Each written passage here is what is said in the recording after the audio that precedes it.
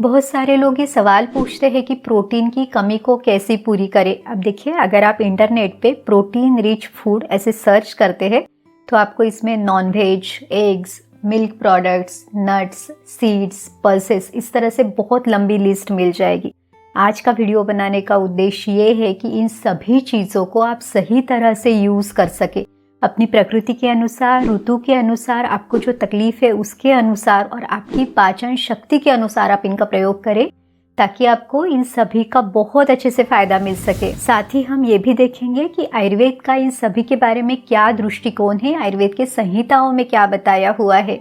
और अगर आप कोई प्रोटीन के लिए सप्लीमेंट लेना चाहते हैं तो ओवरऑल हेल्थ और न्यूट्रिशन के लिए आप कौन सा सप्लीमेंट ले सकते हैं, ये भी हम देखेंगे।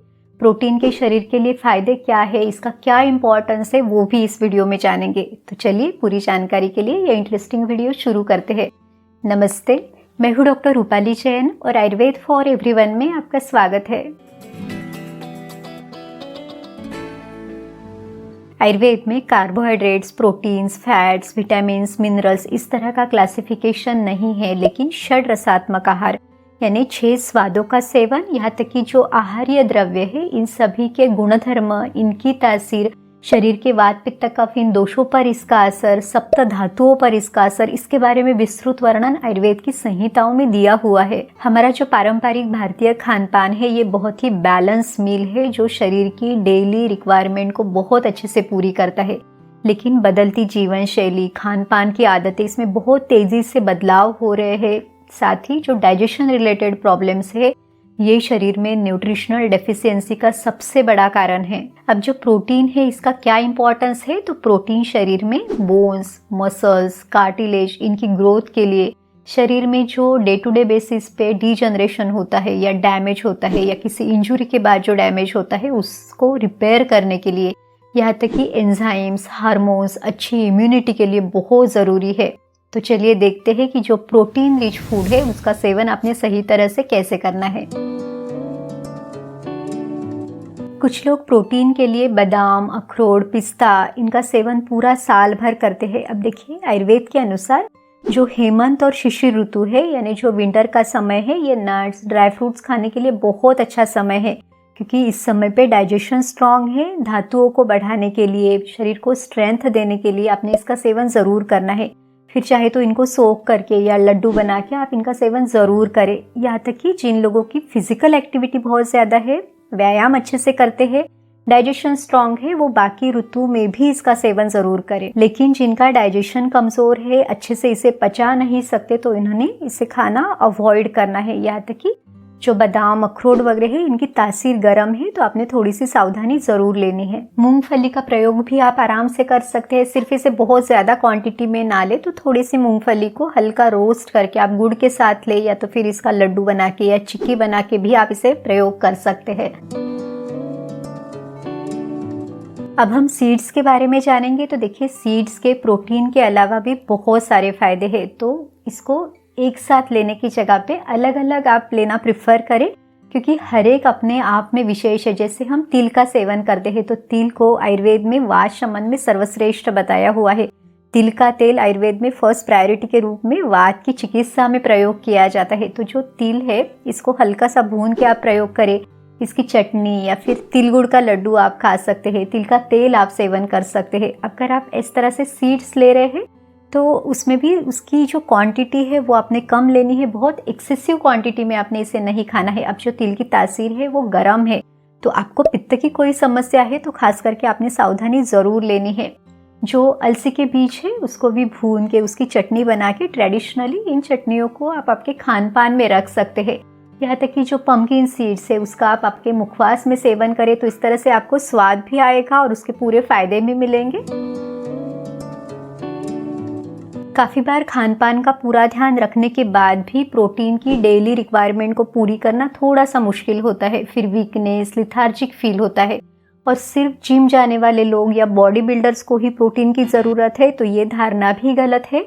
हर व्यक्ति को 0.8 ग्राम से लेके 1 ग्राम पर केजी बॉडी वेट प्रोटीन की ज़रूरत है। आप अपनी प्रोटीन रिक्वायरमेंट को पूरी करने के लिए फाइटिका डेली प्रोटीन ले सकते हैं। इसकी सबसे खास बात यह है कि इसमें प्रोटीन कंटेंट बहुत अच्छे से है। इसे दूध के साथ लेने पे ये शरीर की 50% प्रोटीन रिक्वायरमेंट को पूरी करता है। साथ ही दूसरे प्रोटीन पाउडर से पचाने में इजी है और हर इंडियन एडल्ट के लिए है जो अपनी प्रोटीन रिक्वायरमेंट को पूरी नहीं कर पा रहे। इसमें प्रोटीन के साथ ही 37 essential vitamin, minerals, amino acid और पावरफुल आयुर्वेदिक हर्ब जैसे मोरिंगा, अश्वगंधा, गोक्षूर है। इसमें एडेड शुगर नहीं है और ये माल्टोडेक्स्ट्रीन फ्री है। फाइटिका डेली प्रोटीन में thoughtfully created blend of way protein और मिल्क प्रोटीन है जो मसल स्ट्रेंथ, मसल मास को बढ़ाने के लिए, एनर्जी लेवल को बूस्ट करने के लिए, यहाँ तक कि वेट मैनेजमेंट में लाभदायक है। 37 इसेंशियल विटामिन्स और मिनरल्स का परफेक्ट ब्लेंड इम्यूनिटी को बूस्ट करता है और बोन हेल्थ को मेंटेन करता है। इसमें जो मोरिंगा पाउडर है ये शरीर में दर्द को कम करता है एज अ एंटीऑक्सीडेंट और फ्री रेडिकल से बचाव में फायदेमंद है।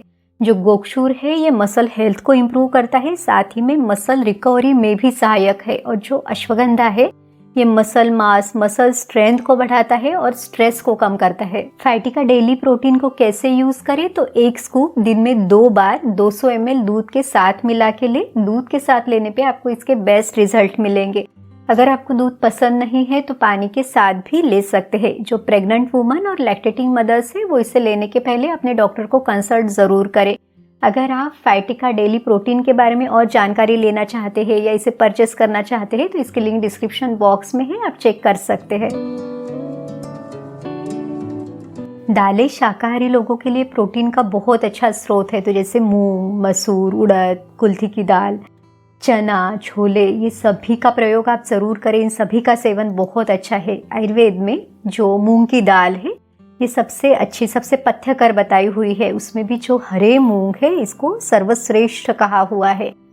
अब देखिए जो सभी तरह की दालें हैं इसमें रूखापन है, ये शरीर में वायु को बढ़ाती है, वात को बढ़ाती है। इसीलिए हमेशा जैसे मूंग, मसूर, इनको रात को आपने भिगो के सुबह घी तेल का छोंका दे के प्रॉपरली पका के फिर आपने इनका सेवन करना है। जिन लोगों को छिलके वाली दालें भी नहीं पचती वो लोग धुली दालों का सेवन भी कर सकते हैं। जैसे जैसे फिर आपका डाइजेशन अच्छा होते जाएगा, आप दालों को पचा पाओगे, वैसे वैसे फिर दालों की जो क्वांटिटी है या अलग अलग दालों को आप ट्राई कर सकते हैं। अब देखिए जनरली प्रोटीन के लिए हमेशा जो अंकुरित दालें हैं, स्प्राउट से, इनको रिकमेंड किया जाता है। पर आयुर्वेद के अनुसार जो ये अंकुरित आहार है ये पचने के लिए भारी है, इसमें बहुत ज़्यादा रूखापन है, ये वायु को बढ़ाता है। तो इसलिए ब्लोटिंग, कब्ज, गैस की तकलीफ आपकी ज़्यादा बढ़ सकती है। तो थोड़ी सी सावधानी आपने ज़रूर लेनी है। उड़द को संस्कृत में माश कहा जाता है। तो जो उड़द की दाल है ये पचने में भारी, तासीर में गर्म, लेकिन बहुत ज़्यादा पौष्टिक है। शरीर के धातुओं को ये बढ़ाती है। अब देखिए आयुर्वेद में प्रोटीन इस शब्द का तो उल्लेख नहीं है, लेकिन ये ज़रूर बताया है कि जो उड़द की दाल है ये मांस धातु को बढ़ाने के लिए, मसल की स्ट्रेंथ को बढ़ाने के लिए मदद करेगी। तो इस तरह से इनडायरेक्टली इसका वर्णन दिया हुआ है। कुल्थी की दाल भी एक हाई प्रोटीन दाल है, इसकी भी तासीर गर्म है। तो उड़द और कुल्थी को आपने ठंडी के दिनों में आपने प्रिफर करना है, क्योंकि उस समय पे जठराग्नि भी अच्छा रहता है और वेदर ठंडा रहता है, तो ये बैलेंस हो जाएगी क्योंकि इसकी तासीर गर्म है। दूसरा है कि जिन लोगों को पित्त की समस्या, जलन, गर्मी, एसिडिटी है, उन्होंने इन दोनों दालों को खाना अवॉइड करना चाहिए। पर जिनको किडनी स्टोन की समस्या है वो कुल्थी का सेवन जरूर करें। जो चना, छोले, राजमा है ये पचने के लिए बहुत ज़्यादा भारी है, ये शरीर में वायु को ज़्यादा बढ़ाएंगे। तो इनको कभी भी कच्चे रूप में ना खाए, या यानी जैसे रात को आपने इनको भिगो के सुबह वैसे ही खाया, तो ऐसे आपने नहीं खाना है। प्रॉपरली घी तेल का छोंका देके, मसाले डाल के पका के खाए, ताकि इसमें जो रूखापन है वो बैलेंस हो और जो मसाले हैं वो इसको जल्दी पचाने के लिए आपको मदद करे। यहाँ तक कि इन दालों को आपने सीमित मात्रा में लेना है। मैंने ऐसे बहुत सारे पेशेंट देखे हैं जिन्होंने किसी के कहने पे प्रोटीन के लिए बहुत सारे चने या बहुत सारा पनीर या केले वगैरह का सेवन शुरू किया, और वो भी खुद की जो पाचन क्षमता है उसको अच्छे तरह से समझे बिना, और फिर ऐसा हुआ कि जो पाचन क्रिया है वो पूरी तरह से बिगड़ गई। नॉर्मल जो सिंपल खाना है वो भी वो नहीं पचा पाए। तो आपने देखिए सभी दालें अच्छी है, लेकिन खुद की क्षमता को, खुद की प्रकृति, यहाँ तक कि ऋतु का विचार करके आपने इनका सेवन करना है, ताकि आपको इनके सभी फायदे मिल सके और कोई नुकसान ना हो। प्रोटीन के लिए अगर आप दूध, दही, पनीर इन चीज़ों का सेवन कर रहे हैं तो कुछ बातों का ध्यान ज़रूर रखें। अब देखिए, जो दूध है ये शरीर में वात और पित्त इन दोषों को कम करता है। तो जिन लोगों की वात पित्त की प्रकृति है या इनसे संबंधित अगर आपको कोई बीमारी है तो आपके लिए ये बहुत फायदेमंद है। ये शरीर में दर्द को, थकान को कम करेगा, वजन बढ़ाने के लिए, धातुओं को बढ़ाने के लिए मदद करेगा। तो जिन लोगों को वेट गेन करना है या जिनकी भूख, जिनकी पाचन क्षमता बहुत अच्छी है, वो दूध का सेवन ज़रूर करें। लेकिन दूध ठंडे तासीर का है, ये कफ को बढ़ाता है। तो जिनको कफ की समस्या है, कफ की प्रकृति है, तो उन्होंने इसका सेवन बहुत सावधानी के साथ करना है। खास करके सुबह का समय, जो कफ का समय है, उस समय पे अगर आप दूध लेते हैं, मिल्क शेक वगैरह का प्रयोग करते हैं तो आपको इससे तकलीफ हो सकती है। अब हम दही के बारे में जानेंगे। तो दही पचने में भारी, स्निग्ध, तासीर में गर्म है। ये शरीर में कफ और पित्त इन दोषों को बढ़ाता है और वात को ये शमन करेगा। अब देखिए, जो दही है जनरली लोग इसे ठंडा समझ के गर्मियों में इसे खाते हैं, लेकिन आयुर्वेद के अनुसार ग्रीष्म ऋतु, शरद ऋतु और वसंत ऋतु में इसे खाना वर्जित बताया हुआ है। दही के कॉम्बिनेशंस भी आयुर्वेद में बताए गए हैं। तो दही अलग अलग चीज़ों के साथ आप प्रयोग कर सकते हैं। इसके बारे में डिटेल वीडियो है, वो भी आप ज़रूर देखें। जो पनीर है ये भी पचने में बहुत ज़्यादा भारी है। अगर आप इसे अच्छे से नहीं पचा सके तो फ़ायदे तो नहीं मिलेंगे, उल्टा नुकसान ही होगा। तो जितना आप इसे पचा सके उतना ही ले। हफ्ते में 1-2 बार इसे ले, लंच में ले, डिनर में खाना अवॉइड करें। जो चने का सत्तू है ये भी प्रोटीन का एक बहुत अच्छा सोर्स है। अब देखिए, इसमें प्रोटीन की जो मात्रा है वो भले ही कम हो, लेकिन ये पचने के लिए बहुत हल्का है, हमारे लिए साथ में यानी सूटेबल है। तो पानी में सत्तू को घोल के इसमें थोड़ा सा जीरा पाउडर, थोड़ा सेंधा नमक मिला के आप वो सत्तू ले सकते हैं, या फिर सत्तू का पराठा भी खा सकते हैं।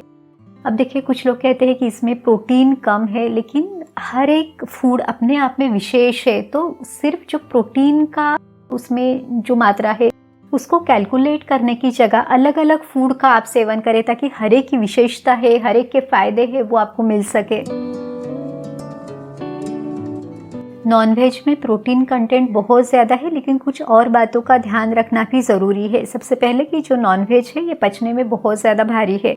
अब मेजॉरिटी लोगों की सिडेंटरी लाइफस्टाइल है, कोई भी एक्सरसाइज या व्यायाम नहीं है, और जो पाचन क्रिया है वो मंद है। तो अगर ऐसे लोग नॉनवेज को अच्छे से ना पचा सके तो उनकी बीमारियां बढ़ने ही वाली है।